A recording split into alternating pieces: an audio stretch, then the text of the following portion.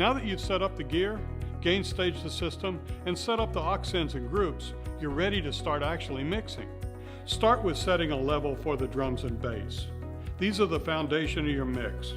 Next, bring in the guitars. Make sure they're not overbearing and too loud, but provide good tonality. Now add the keyboards. They're usually the icing on the instrumental cake. Next, the vocals. Start with the lead vocals and then the backup singers.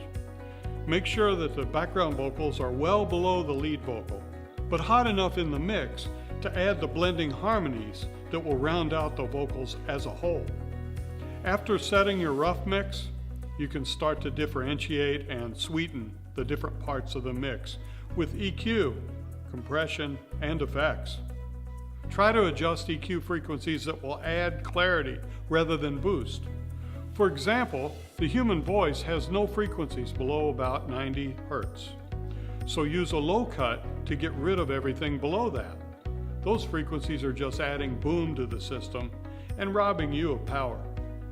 Try to give each instrument its own space in the frequency range. A compressor is like an extra pair of hands. It makes the quieter input louder and the louder input quieter. So it's really useful for a pastor who has either dramatic changes in their volume level or one who doesn't always use proper mic technique. And remember, as with many other techniques in mixing, less is more. Use only as much compression as you need and only on sources that need it. Effects like reverb and delay can add dramatically to a musical performance.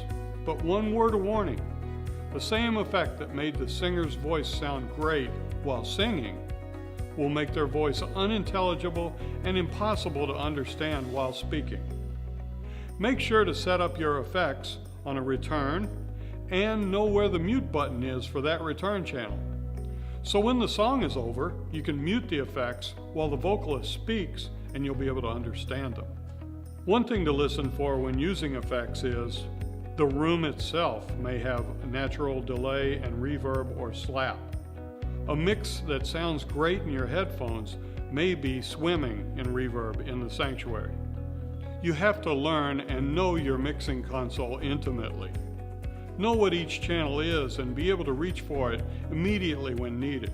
Take the time to walk the entire room to see how it sounds up front, in the middle, from the sides and back of the house. Pay attention and take notes during your rehearsals. Always anticipate the next action to happen and be ready.